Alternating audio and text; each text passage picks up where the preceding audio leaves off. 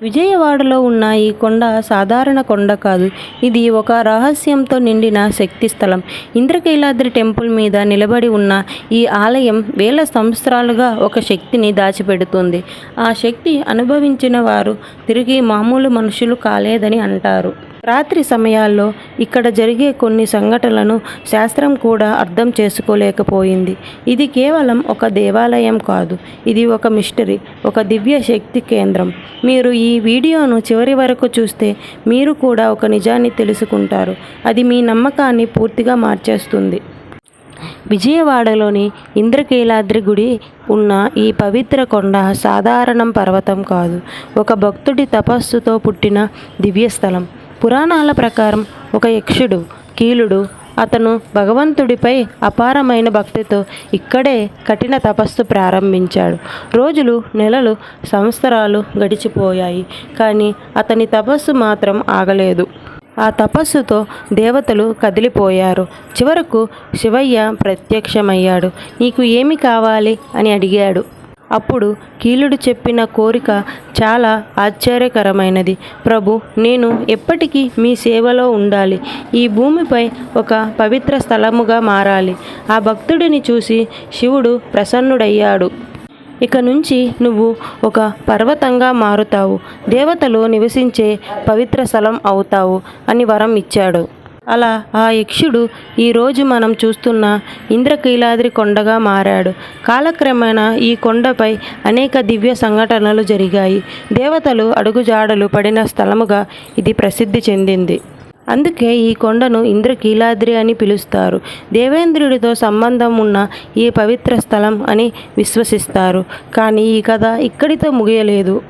ఈ కొండపైకి వచ్చిన ఒక శక్తి ఆ స్థలాన్ని మరింత శక్తివంతంగా మార్చింది.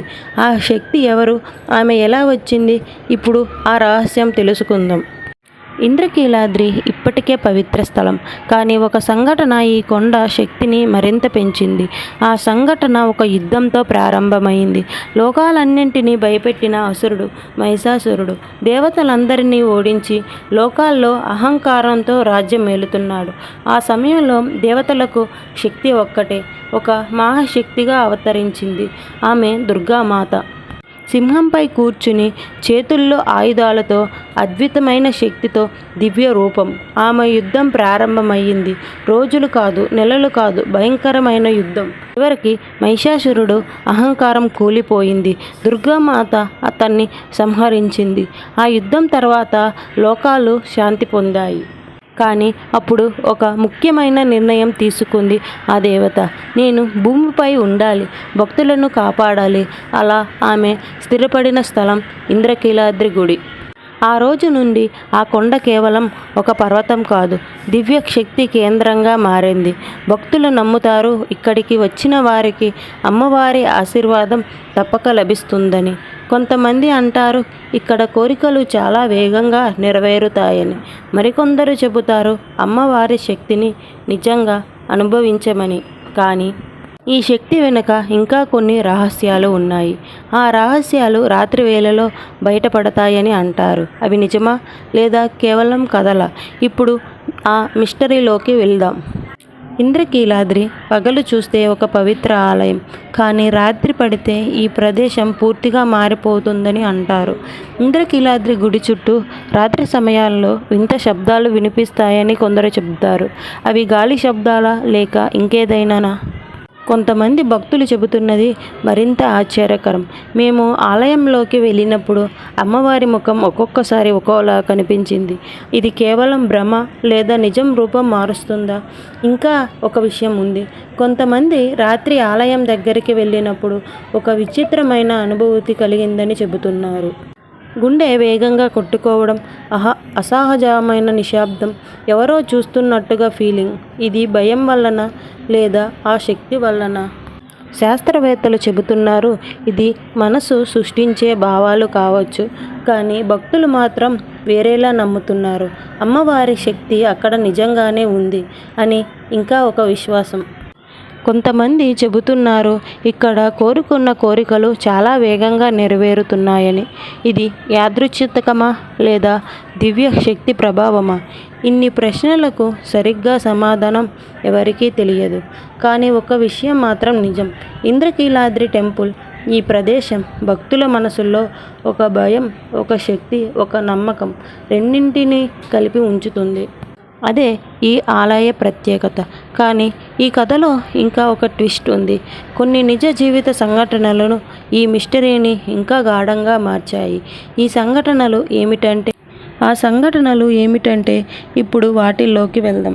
ఇప్పుడు మీరు వినబోయేది ఒక నిజ జీవిత సంఘటన. విజయవాడలోని నివసించిన ఒక యువకుడు, దేవుళ్లపై అసలు నమ్మకం లేని వ్యక్తి. స్నేహితుల ఒత్తిడితో ఒకరోజు అతను ఇంద్రకీలాద్రి గుడికి వచ్చాడు.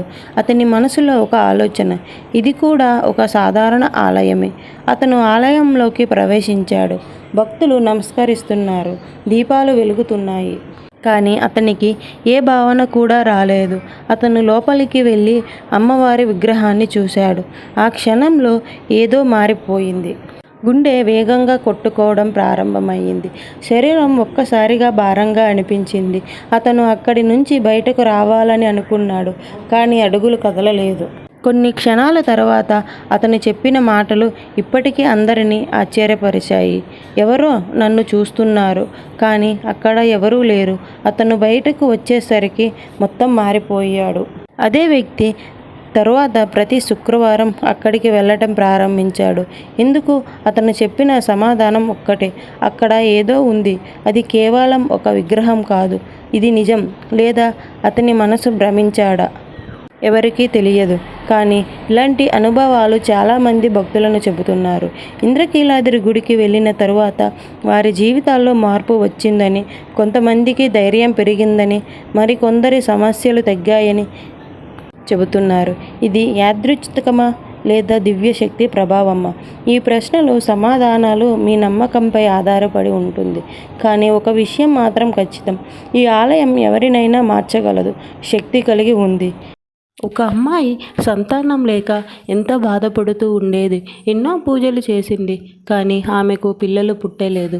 ఎన్నో అవమానాలు భరించాక ఒక ఆవిడ దుర్గమ్మ ఆలయానికి వెళ్ళమని చెప్పింది. ఆ మాట విన్న ఆ అమ్మాయి దుర్గమ్మ ఆలయానికి వెళ్ళి మనసు పెట్టి, అమ్మ నాకు సంతానం కావాలి అని కోరుకుంది. ఆ అమ్మాయి ఆలయానికి వెళ్ళిన 3 నెలలకే గర్భం దాల్చింది. కొన్ని నెలల తర్వాత పన్నాంటి బిడ్డకి జన్మనిచ్చింది. అప్పటి నుంచి ఆ అమ్మాయి దుర్గమ్మ ఆలయానికి వెళ్ళడం వల్లే సంతానం కలిగిందని చెప్పుకుంటూ వచ్చింది. ఇలా చెప్పుకుంటూ పోతే ఎన్నో విషయాలు ఉన్నాయి. తల్లి ఆలయం వెనుక రహస్యాలు. ఇంద్రకీలాద్రి ఇది కేవలం ఒక కొండ కాదు, ఇది ఒక అనుభూతి, ఒక నమ్మకం. ఇంద్రకీలాద్రి గుడికి వచ్చిన ప్రతి భక్తుడు ఏదో ఒక భావనతో వెళ్తాడు. కొంతమందికి అది శాంతి, మరికొందరికి అది ధైర్యం, మరికొందరికి అది ఆశ. భక్తి అంటే ఏమిటి? మనసులో నమ్మకం, అదే భక్తి. ఆ నమ్మకం నిజమైతే జీవితం మారుతుంది. ఇక్కడికి వచ్చాక వాళ్ళ ఒక కోరికతో వస్తారు, కానీ వెళ్ళేటప్పుడు ఒక నమ్మకంతో వెళ్తారు. అదే ఈ ఆలయ శక్తి. కానీ ఈ శక్తిని అనుభవించాలంటే మీరు ఒక్కసారిగా స్వయంగా మారాలి. అప్పుడు మాత్రమే ఈ మాటలు నిజం మీకు అర్థమవుతుంది. మీరు ఎప్పుడైనా ఈ ఆలయానికి వెళ్ళారా? ఇంద్రకీలాద్రి గుడి గురించి మాట్లాడుతున్నప్పుడు ఒక ముఖ్యమైన సమయం గురించి చెప్పకుండా ఉండలేము. అదే నవరాత్రి ఉత్సవాలు. ఈ 9 రోజుల్లో దుర్గా అమ్మవారు శక్తి అత్యంత ఉజ్వలంగా ఉంటుందని నమ్మకం. విజయవాడలోని ఇంద్రకీలాద్రి గుడిలో ఈ నవరాత్రి ఉత్సవాలు ఒక సాధారణ పండుగ కాదు, ఇది ఒక ఆధ్యాత్మిక అనుభవం. ప్రతిరోజు అమ్మవారు వేరువేరు రూపాల్లో దర్శనమిస్తారు. ఒకరోజు బాలత్రిపుర సుందరి, మరొక రోజు మహాలక్ష్మి, ఇంకొక రోజు మహిషాసురమర్దిని. ప్రతి రూపం ఒక ప్రత్యేక శక్తిని సూచిస్తుంది. ఈ 9 రోజుల్లో లక్షలాది భక్తులు ఈ కొండపైకి చేరుతారు. దీపాల వెలుగులు, మంత్రాల నాదం, భక్తుల జయజయనాదాలు, ఈ వాతావరణం మాటల్లో చెప్పలేనిది. కొంతమంది భక్తులు చెబుతున్నారు, ఈ రోజుల్లో అమ్మవారిని దర్శనం తీసుకుంటే కోరికలు త్వరగా నెరవేరుతాయి. ఇది నమ్మకమా లేదా నిజమా? మీరు స్వయంగా అనుభవించాలి. ఇంద్రకీలాద్రి శక్తి నవరాత్రుల సమయంలో మరింతగా కనిపిస్తుంది. అందుకే ఈ ఆలయం కేవలం ఒక స్థలం కాదు, ఇది ఒక జీవంతమైన శక్తి. మీరు ఒక్కసారి వస్తే మళ్ళీ మళ్ళీ రావాల్సింది. ఈ నవరాత్రులు ఎందుకు జరుపుకుంటారంటే దుర్గాదేవి మహిషాసురుడిని సంహరించింది. ఈ ధర్మం గెలుపు అధర్మం ఓటమికి గుర్తుగా నవరాత్రులు ప్లస్ దసరా జరుపుకుంటారు. చివరి రోజు విజయదశమి, విజయం యొక్క రోజు. మీరు ఎప్పుడైనా ఈ ఆలయానికి వెళ్ళారా? మీ అనుభవాన్ని కామెంట్లో తప్పకుండా చెప్పండి. ఈ వీడియో మీకు నచ్చితే లైక్ చేయండి. ఇలాంటి మరిన్ని రహస్యకరమైన భక్తి వీడియోల కోసం సబ్స్క్రైబ్ చేయండి. మరుసటి వీడియోలో మరో ఆశ్చర్యకరమైన నిజంతో కలుద్దాం.